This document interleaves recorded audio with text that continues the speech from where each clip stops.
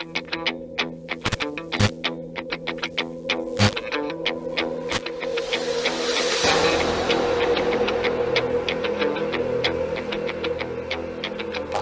Pública Sinaloa.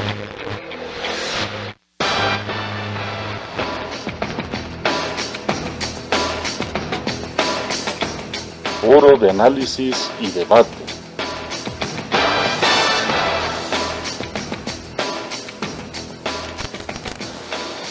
Muy buenos días a todos nuestros radioescuchas de Radio Cultura. Estamos iniciando su programa Agenda Pública Sinaloa.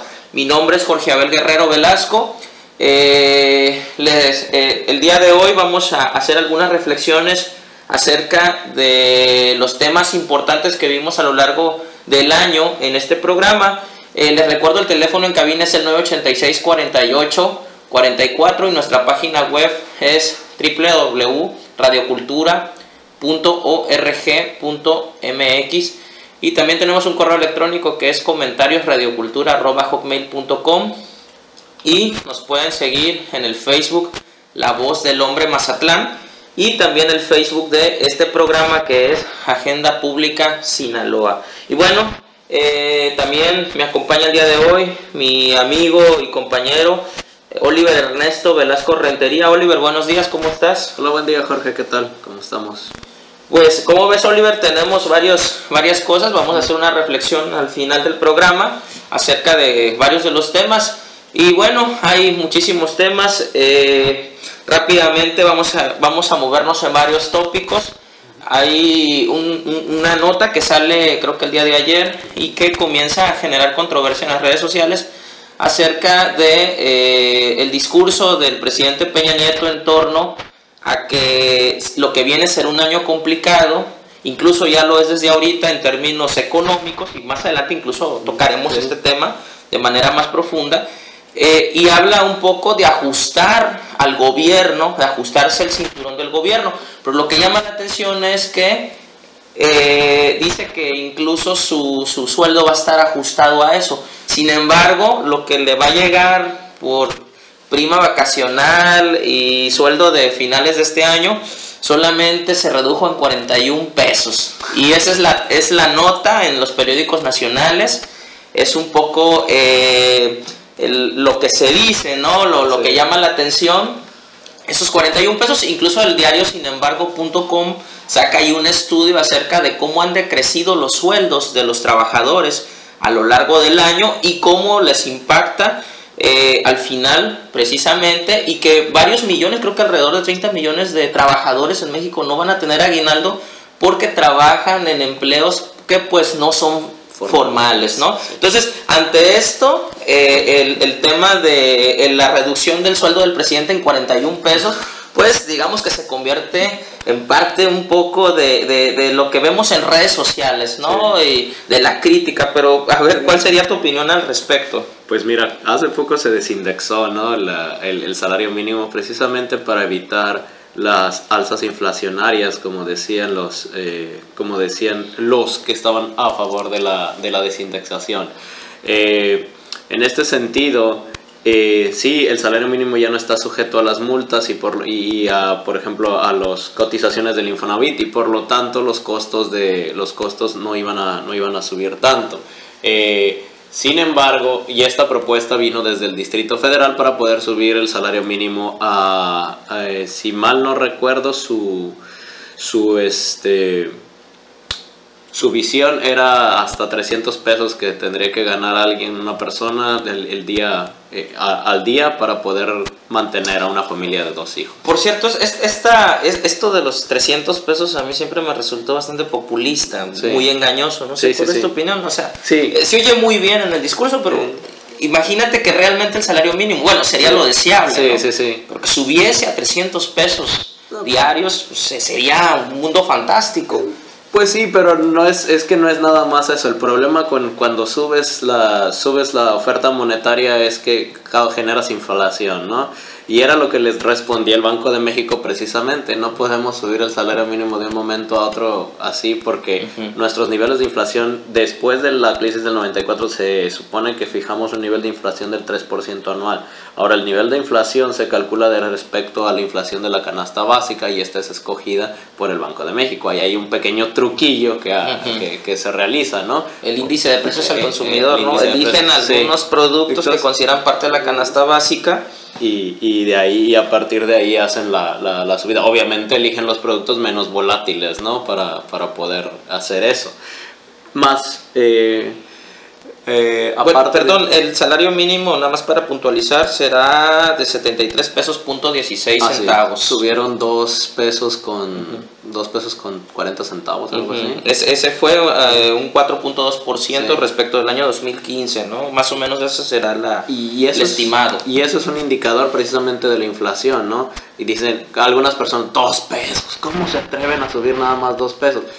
Es del 4% porque la inflación se espera desde el 3%. Entonces, siempre que esperamos la inflación del 3%, pues lo suben 1% más. Y así es usualmente como se ha estado manejando a lo largo del tiempo. Así que, a pesar de la desindexación, no esperen grandes cambios. Esperen cambios en las cotizaciones de sus casas del Infonavit y esperen cambios en las cotizaciones de las multas, pero no hay en realidad grandes cambios a liberar el salario mínimo. ¿Por qué? Porque le pegaría durísimo a la inflación.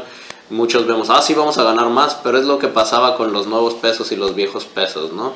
Sí, vamos a ganar 50 millones de pesos, pero pues las cosas valen 47 o 48 millones de pesos, ¿no? Entonces, no es una... sí, se viene un año un tanto difícil para la economía, ¿no? Sobre todo porque ha habido últimamente una salida de capitales, lo cual nos indica una volatilidad del peso, ¿no? Ya volvimos otra vez a los 17 y cacho por dólar, ¿no? 17.40. ¿Por qué?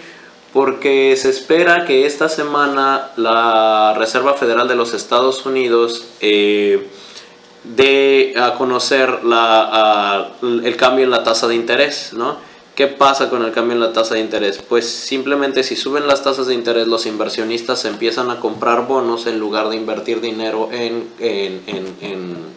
activos fijos de industrias, ¿no? ¿Por qué? Porque es final de año, les conviene tener el dinero un poquito guardado, les conviene comprar deuda de los gobiernos, les da mejores rendimientos a corto plazo, ¿no? En ese sentido, pues la salida de capitales pues se va, la alberca de dólares baja, la alberca de pesos sube, va a venir una pequeña inflación a finales de año, va a venir un tipo de cambio inestable. Sí hay que ajustarse el cinturón para el próximo año y estas son las lecturas que vemos, pero pues las maneras de ajustarse el cinturón en unas y otras cosas, ese es el punto, ¿no? Sí, hay una simetría bastante marcada, ¿no? Sí, ahí está donde pues, sí, hay que ajustarnos todos el cinturón, déjenme bajo 41 pesos y a la educación le quitamos un 1% del PIB, ¿no? Sí, es bastante contradictorio, ¿no? En un discurso de vacas flacas, tratar de ajustarnos todos. Bueno, y también el índice de competitividad para las empresas en México va a estar un poco en números negativos precisamente por esta disparidad entre peso dólar. Recordemos que muchas empresas en México compran sus insumos en dólares, entonces les impacta el alza de precios. Y también habría que ver la cotización del petróleo a nivel internacional, si sigue cayendo o si se mantiene como está ahora.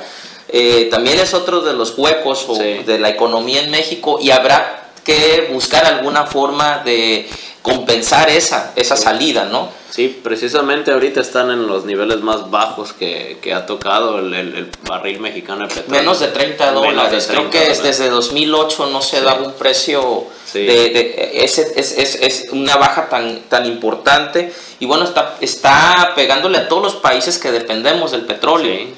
Recordemos que es nuestra principal exportación. Además, esto no solo le va a pegar a México, países como Brasil, Venezuela ya lo están sintiendo, y lo están sintiendo en sus democracias, ¿no? Bueno, en sus regímenes, ¿no? No les llamas democracias. No les... no sé qué llamarles, ¿no? A veces son muy sufragio efectivo y reelección, está muy... Bueno, sí, hay una protesta importante en Brasil, precisamente pidiendo la renuncia de Dilma. Sí. Hay mucho descontento, y en Venezuela pues ya vimos cómo el partido oficial pues prácticamente pierde todo el Congreso. Casi todo el Congreso, ¿no? Sí, entonces... Se habla ahí también el caso de Evo Morales y de otros gobiernos denominados progresistas, ¿no? Sí. Parece que hay una caída importante. Sí. Algunos ya le llaman como una especie de derechización de América Latina. Y posiblemente parte de la situación o de que se dé ese desquebrajamiento esté directamente relacionado con el sistema económico. Sí, precisamente esta parte que viene, ¿no? desde los petróleos, ¿no? Cuando es tiempo de vacas gordas, a lo mejor estos gobiernos tuvieron la gran oportunidad de hacer grandes cambios, de hacer grandes cambios. De hecho, hay un artículo no recuerdo ahorita, un sociólogo que habla acerca precisamente de que parte de esta derechización, si lo queremos ver así, de esta caída de los gobiernos progresistas, tiene que ver con que no se ajustaron a la realidad. Sí. Aunque él menciona un elemento a mí que me llama mucho la atención, que tiene que ver con que dice que la izquierda perdió su vocación anticapitalista. El Boaventura, ¿no? No es Boaventura, no recuerdo ahorita, te digo el nombre, pero posiblemente Boaventura de Sousa tenga una misma interpretación. Sí, pues sí perdieron la vocación anticapitalista, por así decirlo, pero porque no se puede sobrevivir en la economía de mercado sin él, ¿no? Es imposible tratar de encerrarte y hacer un régimen como Corea del Norte, por ejemplo. Incluso Corea del Norte tiene que comerciar algunos de sus productos para poder, el comercio es parte fundamental del crecimiento económico, ¿no? No se puede crecer económicamente si no hay comercio, ¿no? Y no se puede crecer o no se puede tener comercio si no se adapta a uno o adopta las reglas de comercio de los demás países, por lo menos no a los niveles que se esperan, ¿no? Esto de cerrar las fronteras o nacionalizar la industria, que de pronto, hablando de las izquierdas, en México era un discurso muy que se daba muy seguido, ¿no? Como parte de las agendas de gobierno de los partidos de izquierda, esto de, no, pues vamos a nacionalizar otra vez, vamos a cerrar México, vamos a nacionalizar el consumo. ¿Te acuerdas de aquel, cómo se llamaba, aquel modelo económico que se vivió en México por ahí de los años 40, el sustitución de importaciones y un poco regresar al pasado, cerrar, ¿no? La economía, sí. Pero pues sabemos ahora que, como tú mencionas, es difícil sobrevivir para un país si no tiene el comercio externo, pues si no comercia hacia afuera y obviamente también las importaciones, ¿no? Sí. Creo que en ese sentido hay un fracaso también de los países latinoamericanos, de los denominados progresistas, en la manera de operar sus variables macroeconómicas. Sí, precisamente en esa parte de la nacionalización, como que se exageraron en la nacionalización, así como a veces decimos nosotros que exageramos en el liberalizar, ¿no? Todas las industrias. Hace poco estaba teniendo un debate con alguien acerca de que el neoliberalismo es malo. Pues si tú le preguntas a los finlandeses o si tú le preguntas a los noruegos, para ellos el neoliberalismo es muy bueno, ¿no? A nosotros nos ha tocado la parte fea del neoliberalismo. ¿Por qué no lo sabemos aplicar muy bien, que digamos, ¿no? No somos tan buenos aplicándolo. Igual de la misma manera con estos países progresistas, ¿no? Quisieron aplicar reformas sociales y todo el excedente del dinero se iba a reformas sociales, a programas sociales, y está muy bien, logran acabar con el analfabetismo, logran subir los índices de salud, pero si todo esto al final de cuentas termina pagándolo el Estado a la hora de las vacas flacas, ¿sí? Porque estamos en un mercado global y no siempre van a ser vacas gordas, siempre va a haber crisis, auge, ¿no? Debemos de aprovechar las épocas de auge para solventar las crisis, pero a la hora de no solventar las crisis, como en estos momentos, ¿no? Pues ¿de dónde va a sacar dinero el gobierno para mantener todos esos programas, ¿no? A todas esas mujeres embarazadas, a todos esos de becas para los niños, todas las becas para los viejitos, ¿de dónde los va a sacar? De algún lado tiene que hacerlo y va a ser deuda, ¿no? ¿Por qué? Porque si empiezan a quitar los programas, ¿no? Pues se les va a levantar la gente. Y de por sí ya se les está levantando ahora con eso. Pues es así más o menos como debería de funcionar un Estado, ¿no? El problema es que pues con las agendas de los gobiernos progresistas funciona nada más para dar y gastas el excedente, y al final, ¿qué haces con ese excedente? Cuando no lo hay, pues ya comprometiste el recurso, ¿no? Es como en México, ¿no? Ahora que se están viendo los precios estos del petróleo bajos, pues ¿qué vamos a hacer? Porque nosotros tenemos para nuestro presupuesto determinado ingreso viene del petróleo, y sin este ingreso del petróleo pues vamos a tener que endeudarnos un poquito, ¿no? Y después andamos criticando, ¿por qué la deuda? Pero ¿por qué no critican? ¿Por qué no?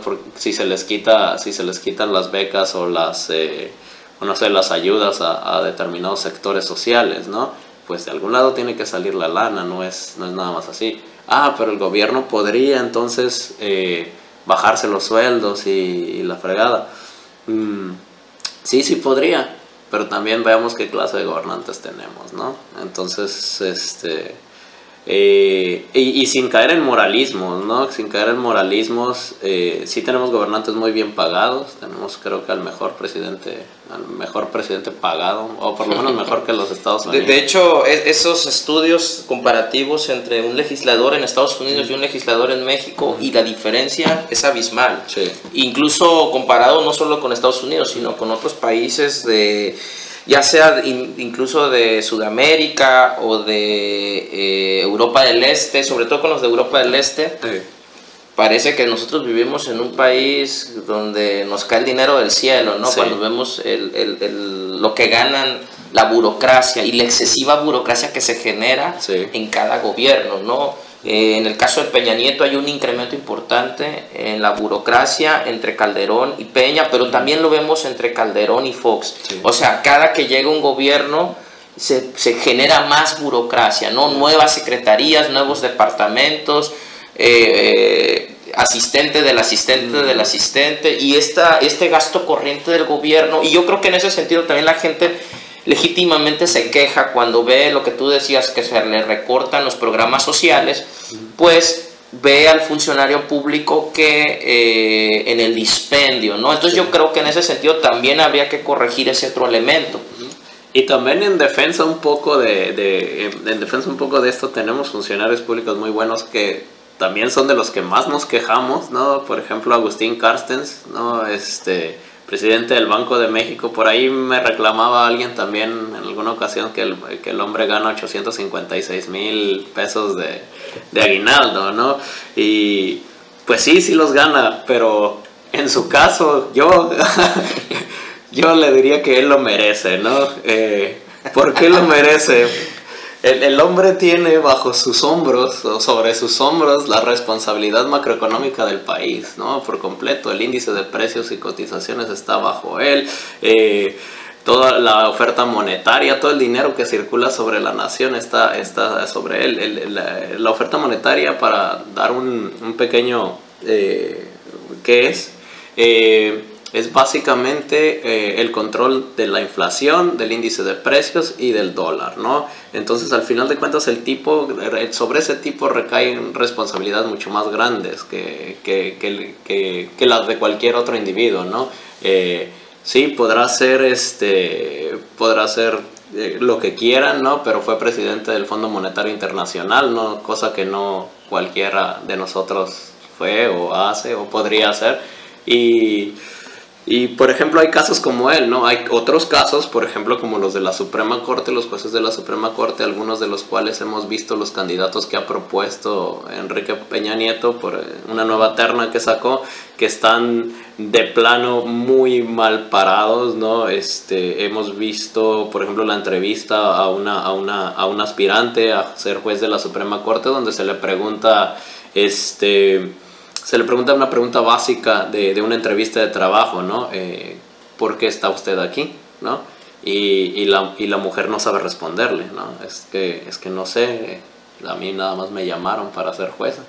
Es como, sí hay otros casos que son bastante desagradables, ¿no? De ciertos funcionarios públicos que no merecen estar en los puestos en los que están, ¿no? Y sobre todo en los casos y esto es donde debe de ser muy puntual, sobre todo porque defiendo a Agustín Cárcel, porque soy un poco tecnócrata, para ser verdad, ¿no? Agustín Cárcel no se elige nada más como puesto popular, ¿no? Sobre todo en los casos de elección popular es donde hay que ser muy cuidadoso con esto de los salarios, ¿no? ¿Qué tan preparado está un gobernador? ¿Cuánta es la preparación que verdaderamente tiene un gobernador o un diputado o un presidente municipal para estar en el puesto que está? ¿Qué tanto podría uno de estos individuos manejar un puesto de tal envergadura que requiere de toda una agenda y de toda la creación de un programa de gobierno que permita el desarrollo, ¿no? Y a veces no lo están y son los que más ganan, ¿no? Entonces por ahí va la crítica, ¿no? hacia la democracia en un sentido populista, ¿no? Y no es contra el populismo, ¿no? Por ejemplo, tenemos un Andrés Manuel López Obrador que está recobrando bríos, ¿no? Para el 2018. Que quiere volver a reelegirse y está muy bien, tiene todo el derecho ciudadano mexicano y legalmente tiene todo el derecho. Ahora, vamos viendo. Tiene también una agenda precisamente de recorte a sueldos a los burócratas, estamos de acuerdo con ella también, ¿no? Pero también en este sentido, de repente ves que su chofer, ¿sí? Que el chofer de AMLO era su encargado de logística y de repente ya lo ves en el gobierno del Distrito Federal como subsecretario de una delegación. De chofer a subsecretario de una delegación de limpia, ¿sí? ¿Cuánta preparación pudo haber tenido el individuo para pasar de un puesto a otro, ¿no? Verdaderamente, ¿qué sabe el hombre sobre residuos sólidos? Y esto es uno de los reclamos que se tiene, ¿no? ¿Qué tanto los funcionarios saben de lo que están hablando a la hora de estar? ¿Por qué no se hacen evaluaciones para los funcionarios públicos también, ¿no? En este sentido, no veo yo en realidad respecto al sistema democrático mexicano un cambio muy radical, ¿sí? Mientras no se den formas un poco más controladas de democracia, ¿no? De hacer que lleguen las personas adecuadas al poder, ¿no? Y en este sentido nuestra democracia ya es bastante populista. No sé cómo lo ves. Bueno, un poco la meritocracia, sí, ¿no? Que los mejores hombres, los mejor preparados, de acuerdo al perfil que se requiere, sean quienes estén ahí, ¿no? Hay por ahí la teoría de la elección racional que dice que no es racional que el ciudadano domine todas las áreas de lo público. Para esto elige a un funcionario, a un representante de la sociedad que tiene una formación, y si no la tiene, de alguna manera se rodea de aquellos quienes le permiten acceder y tener, digamos, una mediación respecto de todos estos elementos que implica el gobernar, ¿no? Pero bueno, esa es como una visión de democracia ideal, ¿no? Como muy del filósofo Rey. Sí. Pero en nuestra realidad, pues obviamente es como tú lo mencionas, ¿no? Vemos que si bien podemos señalar algunos funcionarios que se han preparado, que tienen una carrera dentro del servicio público, hay otros que no. El caso, por ejemplo, del secretario de Educación Pública, que por ahí se dice que el único cargo público que había tenido antes de llegar había sido ser, no sé, representante de una planilla en la universidad, de estudiantes, del consejo técnico, creo que era todo lo que había tenido. Entonces, y de pronto lo pones a cargo de la Secretaría de Educación Pública, sí, pues vemos un poco el tono con el que se maneja, ¿no? La falta de trabajo, ¿no? La falta de diplomacia, de capacidad de entender los problemas de la educación, y esto lo vemos en muchas áreas. Sí. Incluso en el caso del secretario de Gobernación, cuando fue nombrado, a mí me llama la atención porque si bien había sido gobernador, yo no lo veía mucho con esa capacidad de ser el segundo hombre más importante después del presidente, Sí. el que lleva la política interna. Más se hubiera pensado en una especie de Manlio Fabio Beltrones, Sí. que no fue finalmente quien estuvo en gobernación, ¿no? Entonces, de pronto vemos falta de oficio en algunos de los funcionarios y se da esta gran colocadora de empleos que es el gobierno, en donde parece que quienes están al frente en algunas ocasiones no necesariamente cumplen con lo que requiere el puesto, ¿no? Y esto a la vista de la sociedad pues sí genera ruido, ¿no? Genera críticas importantes. Sí, ¿qué ha ocurrido con este individuo del verde ecologista, ¿no? En una subsecretaría de la Procuraduría General para la Prevención del Delito, que de repente pues hay orden de aprehensión contra él de la FEPADE, por delitos electorales, ¿no? Y en lugar de continuar con dicha investigación, ¿no? Se acusa al fiscal, al de la FEPADE, para que retire los cargos contra él, ¿no? Se le acusa de que él en su currículum no dio determinada información, que él daba asesoría al PRD en el Congreso y por eso no es lo suficientemente éticamente calificado para poder meter a la cárcel a un delincuente, ¿no? Bueno, es ahí precisamente donde nos falla mucho el sistema, el Estado de Derecho en México, ¿no? A ver, cuando alguien, tú o yo o cualquier ciudadano de a pie va a buscar un trabajo, uno de los requisitos es tu carta de no antecedentes penales, ¿no? Si tú ya tuviste, desgraciadamente, ¿no?, alguna mancha ahí, posiblemente va a ser más complicado encontrar trabajo. Entonces, la manera de auscultación que se da en trabajos menores, a veces arriba, no parece darse, y es parte de lo que genera ruido, ¿no? de lo que muchas personas ilegítimamente pues, pueden quejarse de ese tipo de gobiernos, ¿no? Sí, y en este caso pues le tiran al juez, se acaba el caso y el individuo le es otorgada por falta de pruebas, ¿no? de pruebas de delitos, pues les es otorgado el perdón y se regresa nuevamente a su puesto, ¿no? En este sentido ya se está hablando nuevamente de Partido Verde Ecologista, unos 83 millones de pesos, una cosa así, por los mismos delitos, pero a la hora de hacerlo penal, pues esto no implica.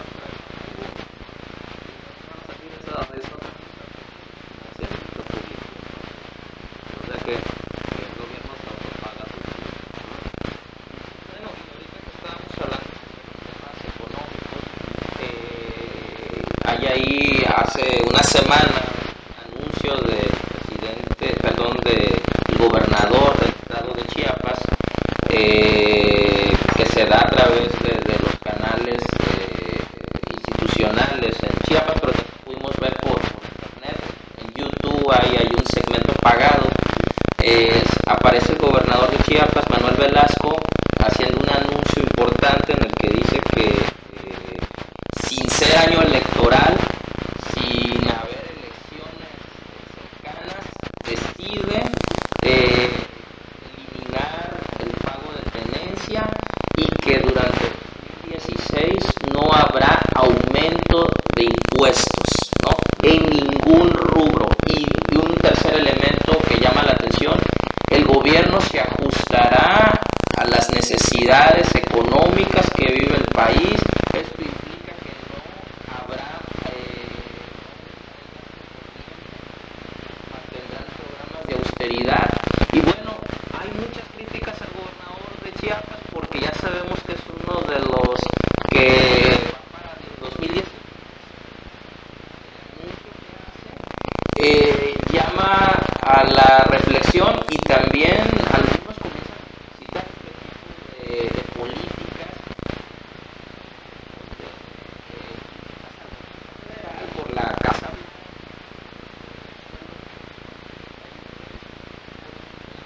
mencionado. Y luego, por otro lado, a contracorriente, el gobernador del estado de Chiapas. Obviamente hay un cálculo político con miras al 2018, pero pone, digamos, ahí a los demás gobernadores a temblar en torno al tema de la tenencia, porque incluso derivado de lo que el gobernador de Chiapas declara, comienzan a entrevistar a otros gobernadores y, oiga, ¿y usted cuándo va a eliminar la tenencia? Porque aquel de Chiapas dice que la va a quitar, ¿no? Entonces, ¿cómo ves tú este anuncio? ¿Es populista? ¿Se puede sostener? ¿Es, cómo lo podemos llamar? ¿O es una nueva forma política? ¿Cómo lo podemos ver? Porque si alguien le está buscando un puesto en el futuro, pues tiene que dar mejor a sus gobernados. Sí, tiene que darnos mejor a sus gobernados. No creo que lo mejor siempre sea en este caso quitarlos, ¿no? Pero bueno, la verdad en México tenemos una cultura que no nos gusta pagar impuestos, no lo queremos hacer. ¿Por qué? Porque no sentimos que nuestros impuestos hagan algo, ¿no? Pero en realidad los impuestos sostienen todo, ¿no? Nos gusta quejarnos del seguro social. Bueno, perdón, pero dice que no va a aumentar, no sí, que sí. no los va a eliminar. Bueno, salvo el de la tenencia. El tenencia lo va a eliminar. Ese sí lo va a eliminar. Sí. Nos gusta no pagar impuestos porque no lo sentimos bien en nuestros servicios públicos, ¿no? Pero en realidad, cuando tú vas al seguro social porque te duele la panza, pues sí vas a tardar 3-4 horas para que te den un paracetamol, ¿no? Pero cuando tú necesitas el seguro social por ejemplo, una cirugía mayor, a lo mejor sí te tardan, pero de tardarte a hacer una familia de escasos recursos que no puede sostener una cirugía de dicho sentido, 50 o 60 mil pesos de un golpe, pues ya no se quejan tanto, ¿no? Entonces, pero bueno, regresando al tema de los impuestos, sí, a nadie le gusta pagarlos, sí, si se vieran mejores servicios. Entonces yo creo que lo principal no está en recortar impuestos, eso es lo populista. Lo principal está en mejorar los servicios públicos y estatales. Ahí es donde se debe de trabajar. Y no necesariamente siempre se requiere más dinero. A lo mejor se requiere un dinero mejor gastado, ¿no? En eso es lo que muchos de nuestros gobernantes les falla. Y obviamente el muchacho, Manuel Velasco, nuestro pariente, va a estar, no es pariente, para aclararles a los radioescuchas. No estuviéramos aquí. Ajá, sí, ¿qué pasa con Manuel Velasco? Nos va a estar recordándolo durante... No es año electoral, obviamente no lo es, pero seguramente nos va a estar recordando por los próximos 2 años el muchacho, ¿no? Pero es una muy buena estrategia. Sí, claro. A mí me parece que quien esté buscando la presidencia de la República tendría que ir pensando en este tipo de estrategias para llegar. Yo no veo en el caso de Mancera, no sé si Mancera se va a lanzar, pero es uno de los nombres que se menciona, junto con Erubiel Ávila. No los veo haciendo algo. Incluso se ha acusado a Peña Nieto de que no les deja a sus funcionarios, sí. no los libera para que comiencen a generar su propia agenda. Pues es la vieja escuela del PRI. Recordemos que Peña Nieto es pura vieja escuela, ¿no? Él va a dictar al final de... Desde luego, pero a ver, el caso de la izquierda, ¿qué pasa ahí? Mancera da un pasito para adelante y 2 pasitos para atrás, ¿no? De repente saca una muy buena idea como la de indexación del salario mínimo y de repente saca una muy mala idea donde se lo tumban en su propia casa, como lo de Chapultepec, ¿no? El corredor cultural Chapultepec. Era más bien corredor comercial Chapultepec, ¿no? Así es, era para la iniciativa privada. Era para la iniciativa privada eso, ¿no? Entonces, de repente la misma ciudadanía se lo tumba y todo lo bueno. Recordemos que también es parte de la cultura mexicana, ¿no? Todo lo bueno que hagas, por ejemplo, no se ha anunciado aquí en México que hubo un aumento muy significativo en la afluencia de turistas a Yucatán, a Cancún en este año, pero muy significativo, como 30% más, ¿no? Lo cual implica mayores ingresos, pero todo lo bueno siempre lo olvidamos por algo malo, ¿no? Algo que no funcionó, ¿no? Entonces, lo bueno que trató de hacer Mancera se vio borrado por en su propia casa una derrota política importante, ¿no? Hablando de este corredor comercial, porque sí implica una derrota política para él y para el PRD. en este caso en el Distrito Federal. Y en el caso del Distrito Federal puede ser en beneficio de Morena. Va a ser. Sí, lo más probable es que sea en beneficio de Morena, ¿no? Tenemos candidatos seguro, pues nada más uno, básicamente, para el 2018. Andrés Manuel. Andrés Manuel, pues sí. De ahí en fuera, todos los demás partidos todavía están en Tendrán que construir a sus candidatos, ¿no? Sí. Pero de repente hay muchas sorpresas, ¿no? Por ejemplo, Felipe Calderón no se perfilaba como candidato a la hora de y llegó hasta la presidencia, ¿no? A lo mejor en este momento Margarita Zavala pues ahí anda queriendo, pero pues alguien se le adelanta por ahí y no se puede, ¿no? Y del PRI tenemos a Mario Fabio, que ya hasta se quitó la barba, rejuveneció para poderse ver mejor, pero pues su figura pública también no está siendo muy bien vista, ¿no? Después de la corrupción del Partido Verde, como que no se ve muy bien. Y tenemos a Erubiel, ¿no? Que por más que trata de hacer sus anuncios, trae la misma característica de Peña Nieto, ¿no? Compromiso. No es mucho, por lo menos no se le ve brillar mucho en estos momentos. Y algo que también le afecta a Erubiel Ávila es que ha habido un aumento en homicidios dolosos en el Estado de México y es el primer lugar en feminicidios a nivel nacional. Sí. O sea, ya había violencia desde Peña Nieto, pero se ha aumentado, ha habido una radicalización de la violencia en algunos lugares del país y el Estado de México es uno de ellos. Sí, en este caso precisamente los feminicidios, la alerta de género, ¿no? Es muy interesante esto de la alerta de género porque la alerta de género tiene que ser aprobada por el gobierno para que se pueda dar, ¿no? Es decir, yo, organización civil, le pido al gobierno, oye gobierno, están matando muchas mujeres. Y recordemos que el feminicidio no es nada más matar mujeres, sino es el dolo con el que se les asesina, ¿no? Entonces, se están cometiendo estos delitos. Ah, sí, pero el gobierno no quiere no quiere verse mal ante... Se resiste a aceptar. Ajá. Y en ese sentido el gobierno aprueba o desaprueba. Por eso son solo 11 municipios del Estado de México los que tienen la alerta de género, ¿no? Y ya, bueno, se hacen las políticas especiales, se reciben mayores recursos, etcétera, ¿no? Pero a cambio de ¿qué? De una mala imagen del gobierno, ¿no? Que no sabe manejar la seguridad pública dentro de su estado. Entonces esto sí le ha pegado un poco a Erubiel, ha sido noticia, pero... esto nos da otro indicador, ¿no? Por ejemplo, en este caso de las alertas de género. Entonces, puede haber muchos otros municipios y estados de la República con índices verdaderamente alarmantes de que puedan dar alerta de género, pero precisamente por la resistencia de los gobernantes o como está hecha la legislación para otorgar la alerta de género, no se dan, ¿no? Pero bueno, esos ya son temas de feminismo, ¿no? que no... que en otro programa podríamos platicar más ampliamente. Sí. No, pero al final de cuentas Erubiel es yo creo que al final va a ser la figura que va a destapar. Bueno, y no hay que dejar también de mencionar que los candidatos ciudadanos, por ahí se menciona que Manuel Cloutier podría ser candidato independiente a la presidencia de la República y el Bronco también, sí, ¿no? Hay dos liderazgos importantes o mediáticamente importantes que pudieran también generar un boquete ahí. Sí, de hecho, Manuel Cloutier la semana pasada presentó una iniciativa de ley muy popular, ¿no? ¿Popular o populista? Ambas. No, fíjate que es una muy buena iniciativa de ley. A mi parecer es algo que le hace falta a la democracia mexicana, la reducción del financiamiento de los partidos políticos, ¿no? No nada más por el hecho del comportamiento de los partidos políticos, donde muchas veces dicen, ay, pues de todos modos no vamos a ganar, no nos gastamos todo el presupuesto en esto, desviamos parte de los recursos a otras instancias, ¿no? O el Verde, ¿no? En este caso. De todos modos estamos aliados con el PRI, que el PRI ponga la lana, nosotros ponemos el truco, ¿no? El truco político y lo hacemos, ¿no?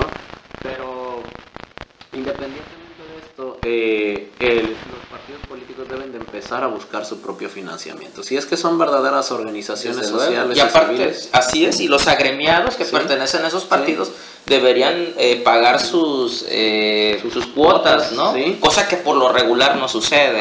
Muchos partidos políticos, aunque la obligación del agremiado o del afiliado es pagarlas, sabemos que en realidad es el partido el que las absorbe. Así es.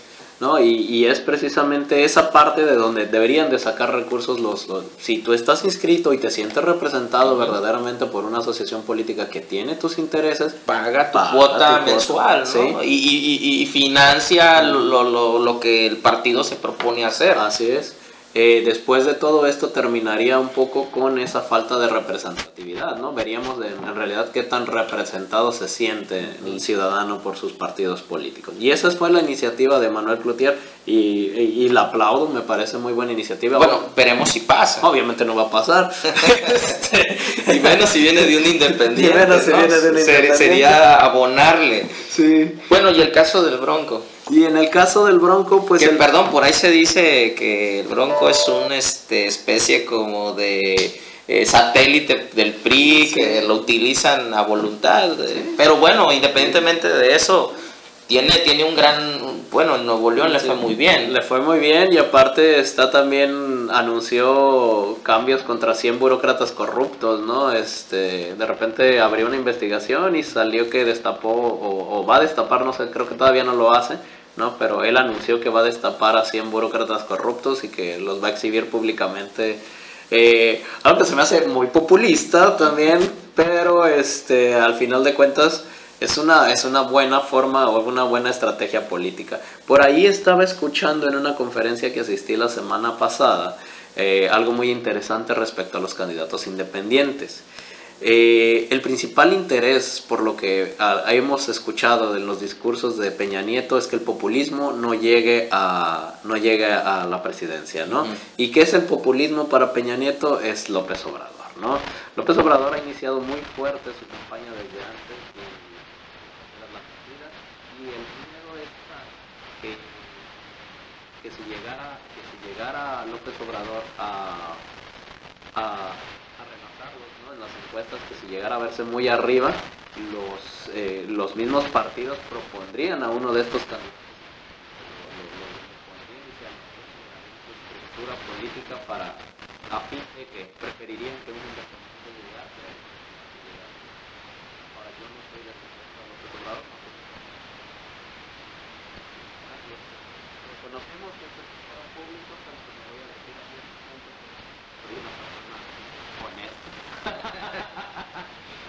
No considero que sea el candidato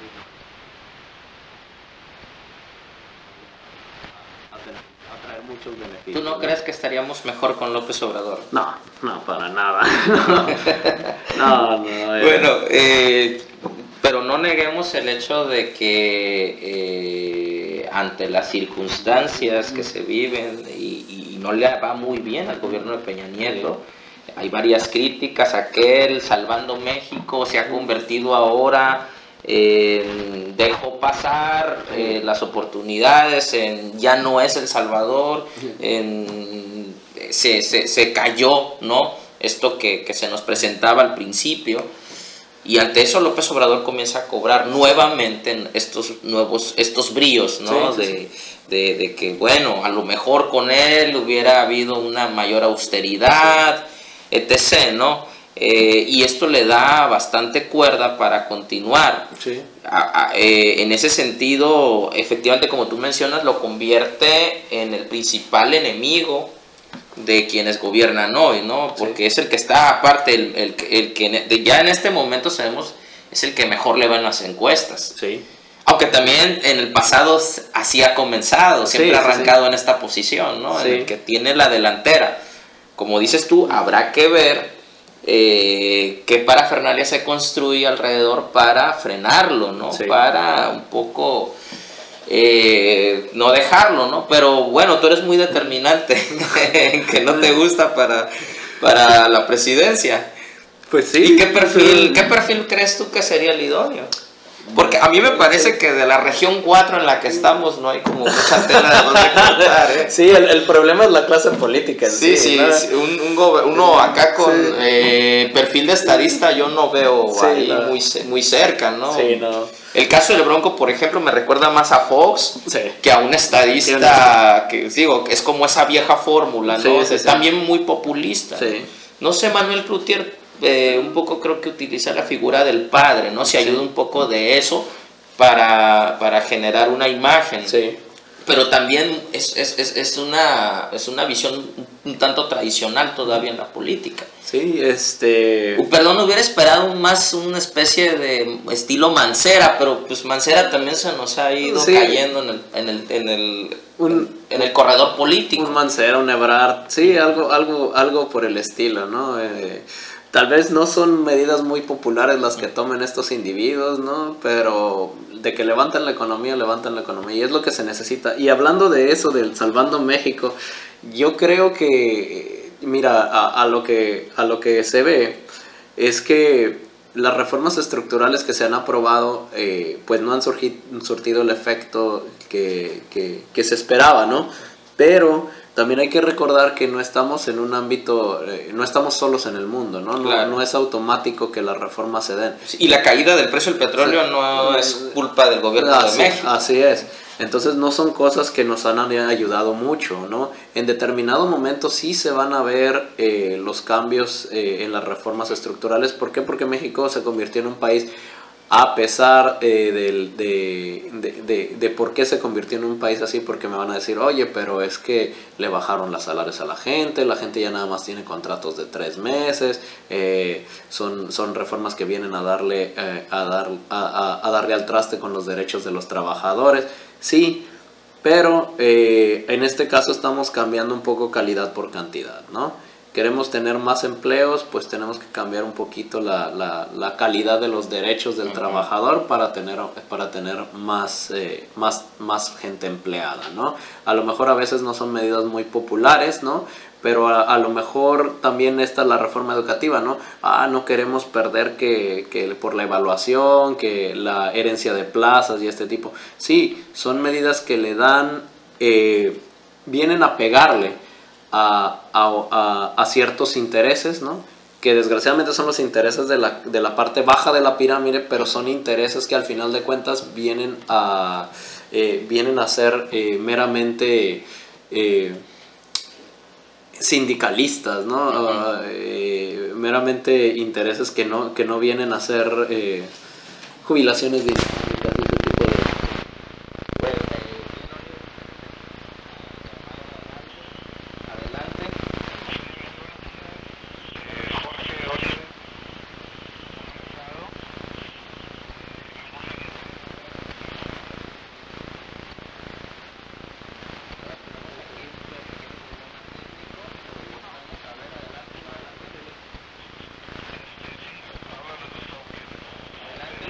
Kelly, nuestro otro hombre en la mesa, pero hoy no está. He estado escuchando lo que han estado comentando, ¿no? Y me parece que en efecto hay algunos aspectos que son importantes retomar. Ahorita escuchaba sobre la propuesta, ¿no? Las ternas que se están formando para candidatos presidenciables. Y se observa que en efecto Andrés Manuel López Obrador pues ahorita está a la cabeza. Habría que ver cómo va a jugar en esta ocasión Andrés Manuel. Recordemos que cuando fue su primera participación, ¿no? Como candidato a la presidencia de la República, que venía del gobierno del Distrito Federal, el cual había hecho obviamente reformas, observamos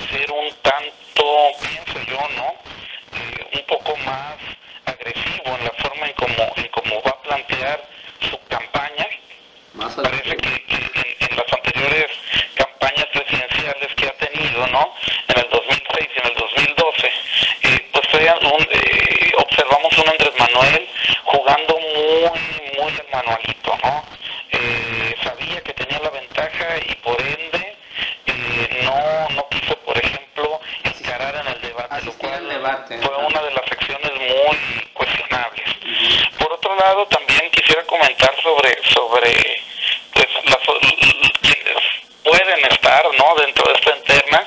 Encontramos al gobernador del estado de Nuevo León, ya lo vimos ayer, incluso mencionando, ¿no?, sobre la victoria de la Universidad Autónoma de Nuevo León frente a la UNAM. Lo que es el gobernador Jaime Calderón Bronco, me parece que es una figura que está todavía pues está fresca, ¿no? Y como bien comentaba Jorge Abel, el Bronco se presta a la manera en que se prestó, creo yo, Vicente Fox. No sé si pudiéramos decir que la imagen del Bronco es una imagen de un político al estilo Fox, ¿no? ¿Por qué? Porque es el típico político que encara los problemas, bueno, supuestamente encara los problemas, y ahorita les voy a comentar por qué supuestamente, porque vaya, no está o quiere separarse o marcar o cierta distancia, ¿no?, con respecto a los políticos tradicionales. Y pues obviamente se observa, ¿no?, que pues muchas de las condiciones que había expuesto durante su campaña, como fue lo de quitar la tenencia, pues obviamente vimos que no puede ser posible a un mes de que había ganado la gobernatura. Ya empezaba a decirse que pues no iba a haber capacidad para poder quitar la tenencia, porque pues obviamente conocemos la cuestión de los impuestos. ¿Quién podrá, quién podrá separarse de ese estigma que tienen los políticos en la actualidad? Pues me parece que no hay, pienso yo, ahorita un candidato que realmente sienta que se esté desmarcando, sino parece que la figura también del candidato independiente viene por un lado renueva, ¿no?, la forma en cómo se hace la política, pero también hay que tener en claro que muchos partidos están beneficiando, ¿no?, de esa imagen, ¿no? Creo que si hay algún candidato independiente que quiera entrarle al juego de lo político, tiene que ser de ya, porque me parece que aunque la reforma electoral fue elaborada en años pasados, o sea, muy recientemente, nos topamos con que la imagen se está gastando, ¿no? Por ahí vemos el caso del Bronco, que ya empiezan a sonar las críticas en Nuevo León. Observamos el caso de Pedro Kumamoto, que a pesar de la forma en cómo llevó a cabo su campaña, bueno, ya se empiezan a decir, hay dimes y diretes sobre la forma, o sea, de que ya estaba planeado, etc. El caso de Manuel Cloutier aquí en Sinaloa, que no sabemos si se va a lanzar como candidato independiente para la gobernatura. En fin, se antoja un clima político para los años venideros, pues muy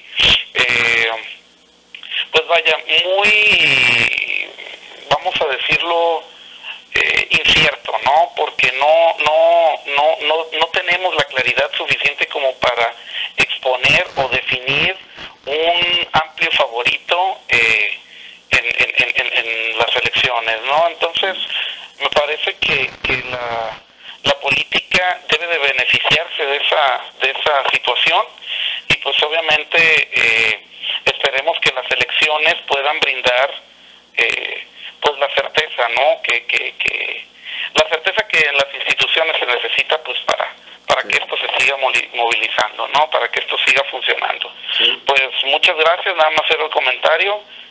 Jorge, pues ahí les recuerdo también a nuestros radioescuchas, para quienes quieran comentar sobre cuáles pues sus puntos de vista, ¿no? El teléfono en la cabina es 986-4844, y pues los dejo, compañeros, despidiéndome de ustedes, ¿no? Gracias, Kelly. Muchas gracias, Kelly. Pues este fue Luis Gustavo Kelly, nuestro compañero de aquí de la mesa de Agenda Pública. Hoy no pudo estar con nosotros, pero pues te mandamos un saludo, Luis Gustavo. Bueno, y ahora damos rápidamente a pasar a una reflexión. Oliver, si quieres hacer los honores. Algo que me hizo pensar mucho ahorita, Luis Gustavo, ¿qué tan mal estará la imagen de Enrique Peña Nieto y del actual gabinete que a 3 años de... Bueno, una nueva llamada. Sí, adelante. ¿Cómo está? Buenos días, José Abel. Oliver. Hola, Ulises. Otro de nuestros compañeros. ¿Cuánto tiempo nos queda? Tenemos 3 minutos, pero adelante. Bueno, está bien. Sí, difícil. Estaba que bueno, los muchos escuchas también por la estación 90 de cultura. Desde la mesa tenemos diferentes puntos de vista. Perdón, tenemos un pequeño problema técnico. Sí. Adelante. Tenemos diferentes puntos de vista.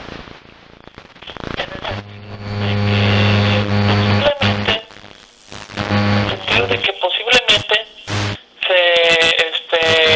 se visualicen diferentes escenarios de parte de las, no sé si llamarlo de posturas políticas o en su caso de propuestas de agenda política, de como por ejemplo como los integrantes o los que estaban mencionando ustedes, López Obrador, pues, que si puede ser Bronco, que si va independiente Margarita Zavala o no, que si va Miguel Ángel Mancera, bueno, pero lo que sí es una realidad es que el escenario que se va a afincar, que se está dando ya en el 2016, pues va a tener repercusiones en el 2018, pero como los mexicanos entendemos que es lo mejor para nosotros. O sea, ¿quiénes van a realmente cambiar el país? Si los que decían que lo habían cambiado, pues se quedaron pues a la mitad, digamos así, ¿no? Pero que la construcción, digamos, de la ruta está hecha. Entonces, hablando pues de que algunos piensan de que Andrés Manuel López Obrador puede ser, no sé si un riesgo, pero sí tal vez una... porque bueno, comparándolo con los otros países latinoamericanos, la izquierda en México, pues no, digamos, tiene esa característica como se dio en los 80s o en el, por ejemplo, en movimientos en donde la izquierda mexicana fue un poco más radical, a pesar de que sí tiene una parte contestataria que reclama por ejemplo, las políticas públicas que, por ejemplo, el gobierno no cumple, que hay una parte molesta también que se opone a procesos de evaluación como el de la educación, como el tema de Oaxaca, que hay una disparidad total en lo que es la equidad, ahora con el tema del salario mínimo, parece que los mexicanos, pues bueno, en realidad, la realidad es que no nos alcanza con estos 2 pesos con 50 centavos para poder comprar, aunque sea 1 kilo de carne al mes, ¿no? Pero sin duda alguna, bueno, creo que queda poco tiempo, pero lo que sí quiero decir es de que el reto es mucho mayor. Creo yo que hay temas importantes como de que está Pemex, cómo se podría seguir con esta consolidación democrática, es el tema de educación, el tema de la vivienda, de la cultura, pero bueno, aquí dejo mi comentario porque ya queda muy poco tiempo y decirles que pues un abrazo a todos y al auditorio, que bueno que estén escuchando por acá su estación 90.5 Radio Cultura. Muchas gracias, Ulises. Pues muy puntual la opinión de Ulises Milán, que también es compañero de la mesa. Oliver. Sí, hay muchos temas, ¿no? Pero bueno, al final de cuentas, ¿qué es lo que buscamos con este programa? Buscamos generar esa duda, ¿no? Esa duda en el auditorio, ¿no? En realidad estaríamos mejor con López Obrador, en realidad estaremos mejor con las reformas verdaderamente fueron las adecuadas o no. ¿Es el camino, el camino progresista que tomó Latinoamérica? ¿O cuál es el camino? Al final de cuentas es decisión de todos nosotros como ciudadanos hacer ciudadanía, ¿no? Y estar aquí y defender nuestros puntos de vista, debatirlos, llevarlos a la mesa, a la agenda pública. Para eso es para lo que se creó este programa, ¿no? Bueno, pues nos despedimos. Muchas gracias. Nos vemos el próximo lunes. Gracias, Oliver. Hasta luego. Adiós. Adiós.